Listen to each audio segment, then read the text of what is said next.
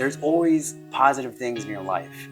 But if you focus only on the negative things, that's what you're going to see. So you're going to see what you want to see.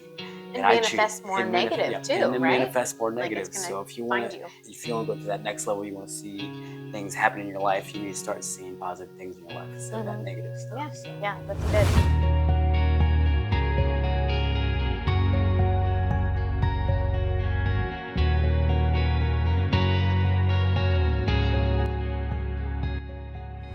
Welcome back, guys, to another episode of 317 Wellness Podcast. In today's episode, we're going to be talking about how to stay content through the storm and all the chaos that you go through in your life. Yeah. And that's one of the hardest things I think that people face is just being content, being happy, enjoying the process in difficult situations. So let's just jump into it. Let's go. Let's go. So, you know, we've been through some of the hardest things in our lives. And I think one of the biggest things has been, well, at least together, has been our wedding. Yes. And yeah, let's just share a little bit like what went through that week. Yeah, I mean, we planned our wedding. It wasn't going to be a huge wedding, but it was a wedding, that we wanted, and we had everything, the catering, all the people invited, all that. And it was 4 or 5 days before our wedding was supposed to happen that COVID really came in and smacked us right in the face, and the governor shut down all events, and you couldn't have anything over 10 people. So that was a pretty difficult blow. I remember it was very emotional to have to go through. We spent all this time planning, preparing, had the wedding party, invited everyone. I was going to meet your friend, your high school friends. You're going to get to meet my people that don't live around here. And we really had to process through what we were going to do in that time. And I think it was like 125 maybe people coming. And actually, I think it was at the beginning of the week. Because it was the Monday. Yep. Yeah, and we were supposed to get married on Saturday. Yep. So I think the first restriction came out, which was like 50 people at an event, I think. Right. I don't remember. Yeah. I think it was 50 people because then midweek. We were watching it, midweek it was down to like 10 people. Yeah.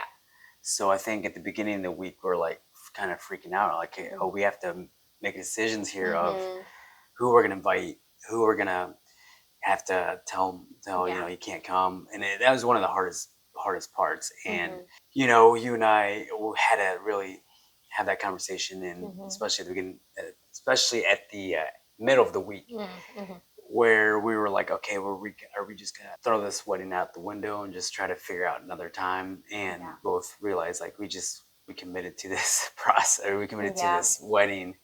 And we wanted just to follow through, and we were going to figure it out. Yeah, I think it's the hardest part, really, when everything, it feels like it's out of your control, right? Everything was just, we couldn't do anything about it. I mean, we could only find, I guess, the little thing that we could do about it was to not let it ruin us getting married. And so, since we could have 10 people, we were able to at least have maid of honor and best man, and then of course my daughter, and then we were able to have it on YouTube. So I thought that ended up being kind of a special thing where all of our family and friends could actually watch us get married from the comfort of their own homes during the beginning of a worldwide pandemic. And the thing is that there were over like 300 people watching it, which was more people than we invited. So it turned out pretty good. But I think when we face those circumstances in our life where things just seem chaotic and you're just going through the storm, like it's so easy to get in that negative mindset.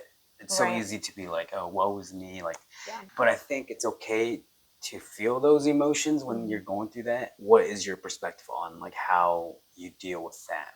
Yeah, I mean, I think one, you have to allow yourself to go through the emotions. You have to acknowledge what you're doing. You have to process through that. But I think, and it's easier said than done, is you have to mentally come in and just be like, okay, I can feel my emotions for this long, but then I got to get it together because, this is what's happening, and I've just gotta live with these circumstances and make the most of it. So I think specifically for our wedding, I think that's what we did. I remember I went to Kroger and I bought a little cake. Because I wanted to use our cake topper so bad because it was really cute. And got some flowers and just a bouquet from Kroger, I think, as well. And I remember even having the conversation, oh, let's just go in jeans. Like, let's not make it a thing. We're just going to go. Everyone, going to be there. And then we were like, no, we picked out our, the dress. You picked out the suit. We had the dress for Lydia, like the maid of honor, they had their dresses too. And so we went like full out, like we were going to, the big wedding that we had planned. Yeah. So I think we had to, it was really like coming back to the drawing board, but also we had those moments where we were sad. We were mad, we were sad, we were everything. All these emotions. Yeah. And then I remember the conversation we had where it was just this moment of, oh yeah, this is us. Like, this makes sense that this is happening to us because we don't do a lot of normal things. Like, a lot of normal things don't happen in our lives. There's been a lot of not normal that's happened to both me and you, I feel like, in our lives. And so for me, that kind of, it was almost like a laughable moment of like, okay, God, like, okay, this makes sense for you brought two abnormal people together. And this is what's happening. And it ended up being a very beautiful thing though. So I love how it ended up being. Yeah. I mean, I could share some of my stories, but like, do you have any stories like that are abnormal that you went through? Like, let's share the time that you almost died. Yeah. So, I almost died. It was, it'll be 11 years ago, coming up in February.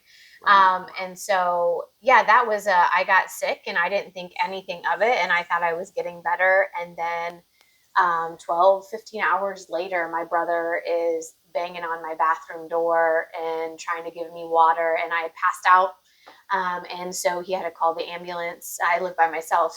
This was before Lydia. Yeah, this is before I had Lydia. And my mom knew something was wrong because I wasn't answering. And so anyways, I ended up 8 days, I believe, in ICU. I was on a ventilator. There's not very many people that I've found that have actually been on a ventilator for days and haven't lived to tell that tale. So they were preparing my family for me dying. But I knew God told me, like, you got work to do. Like, you're not going to die. It's fine. So I'm like, okay. So I'm just like laying in ICU with a tube down my throat. I can't communicate to anyone. I'm just like, okay, whatever. Can someone bring me my tablet so I can get some work done? But yeah, it was just, I got severely dehydrated and, and then I was walking out of there, wheeled out of there. I actually couldn't walk. But yeah, like 10 days later. So it's just weird. Like, there are those weird things. I look back on it, it feels very surreal. But like, in that moment, it was, I don't even know that I processed, like, this has happened to me and what that really meant. I just kind of was like, okay, now I got to learn, I got to walk again because my legs really weren't working great because I had fallen asleep on them. And so, I just picked myself back up and just had to get back at it. So how to find contentment in losing that amount of time in my life and what it kind of happened and where I was. Luckily, no bad ramifications came from it. So but what about you? Want to share any? I think the biggest one was, or the very first one was when I was in Marine Corps basic training. I had gotten hurt in basic training and tore my ACL and had to sit in med hold for almost a year. And I had no idea when I was going to go home. I had no idea when, I'd see my family again, or didn't know anything because that process is long with the VA. And I remember just sitting there having to just wait it out. And I remember being angry of what happened, knowing that I could have gone through, I wanted to go through. I remember my drill instructor, like, I was like telling him, like, hey, I can get through this. I can go on. And he's like, no, you can't. You have to go med hold. And I'm just like, okay, well, I went there and they said that you can't go through. And like, the months went by and I was just waiting. And I got so depressed because, like, I didn't know when I was going to go home. We were just sitting there, it's pretty much like in jail, right? So I've experienced jail myself, and it's pretty much like jail when you're in basic training because you're just literally sitting there. You get to watch TV. You're treated as recruit still since you're on the base, and you're just watching the time go by, and really have nothing there other than just maybe the gym. I was able to go to the gym in there. So I think finally I just realized, like, I'm not gonna know when I'm gonna go home. Right. So the gym was the escape for me to really just work on my mindset, really just help me feel better about the situation that I was in. Um, I wasn't really mature in that quite yet, and that during that time, there's just been so many other different circumstances in my life that really has developed me to have more positive outlook when I do face the storms. Because there's been other incidents that I faced past that that really matured me. Now I see when I see adversity, I see the storm. I'm just more prepared and more willing to accept it and know that God's taking me through a growing phase. And every time I do come out of the storm, I'm a lot stronger. So what you're saying is really like mindset. Like you have to get into this right place with your mind, right, in order to be able to find that contentment in your circumstances. But like I said, you're not going to mature in that until you go through a lot more crap. So for people who have not gone through anything, they struggle through the storm. They struggle when things are going rough, the waves are crashing in. They run. People run from that pain because that's what people do is when they try to avoid the pain rather than going through it. So I think that if you aren't aware of what the storm does or what it's meant for, you're gonna crumble. So you have to really learn from other people and hear their stories and understand that that storm is actually meant for a growing phase. Yeah, I feel like I've gone through some other phases like that in my life too, and a lot of like career wise, I feel like there gets to be a lot of discontent with career, and the path that you maybe started on isn't the one, because we all change and grow and we get different likes and dislikes as we get older. And so I know for me, like the career path I was on, that's what I thought I was supposed to stay on. But I wasn't happy. If I look back on it now, I was very discontent. Like you can even ask my mom, like every couple months, it would be this conversation of like, I need to find a different job. I need to do this. I need to do that. You know, like I really just wasn't happy with where I was at, but it was because I hadn't found my true calling and my true purpose yet too. So I think while we do have that mindset, I think if we aren't acting and behaving in what God really wants for us and what we're gifted at and what he's given us, then I think a lot of times too, it's hard for us to find contentment because we're not truly aligned with who we are. Exactly. And that brings me to this point is that if you're not walking in your purpose, you're going to complain a lot more. Right. You're going to be discontent a lot more because God has called us for bigger things and bigger purposes. And that was my path for a long time, trying to figure it out. You know, just trying to figure it out, trying different things, being unhappy with where I was at, complaining a lot about where I was at. And it was because I didn't know what my purpose was, but I was going out and trying, figuring it out. Right. The times that I failed in different business ideas that I've tried, I failed because it wasn't my purpose. Yeah. This is my purpose. Yeah.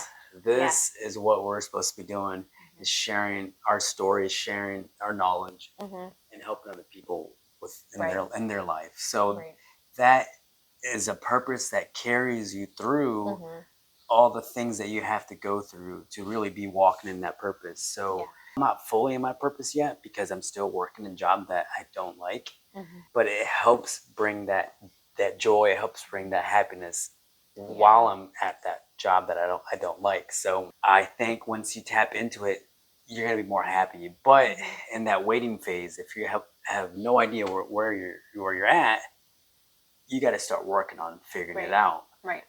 But at the same time, you have to really learn to enjoy where you're at in your life, and that's one of the biggest struggles for me is that I hadn't really enjoyed. I was fighting so much, trying to avoid where I was at, rather than just knowing that God does have a plan for us and having that faith in Him and knowing that He's going to work everything out, and He has been. But we have so much. We try to control things so much on our own that we're struggling, we're fighting, and we're just becoming weary and burdened, and it's miserable. But if we just let go and let God, that's a good one, right? Let go. If you let go and let God, you're gonna release so much pressure on yourself. You don't have to figure it out. God's gonna reveal it to you, and He's gonna push you towards it. Yeah. And he's going to take things away from you that aren't meant for you. And you're going to allow to enjoy the place that you're at currently. And I'm in that phase right now, which finally, I just finally let go of what I can't control. One of the big things that I think people need to do when they're not content is you have to let go. Right. Let go what you're fighting like so much for. Yeah. Yeah, you're trying to control too much. You're trying to and I mean, I feel like control was really an illusion. Like we can control ourselves, really our reactions to things, but there are a lot of things outside of our control.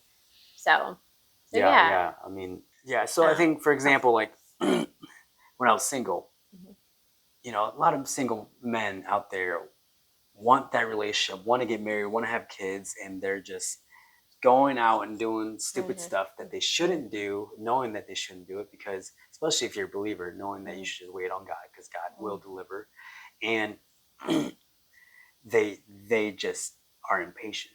So they'll find different vices, they'll find different things to fulfill them, and they just keep running to different things, and at the end it leaves them empty, because the more you try to hold on or the more you try to fight for it, the more longer it's gonna take.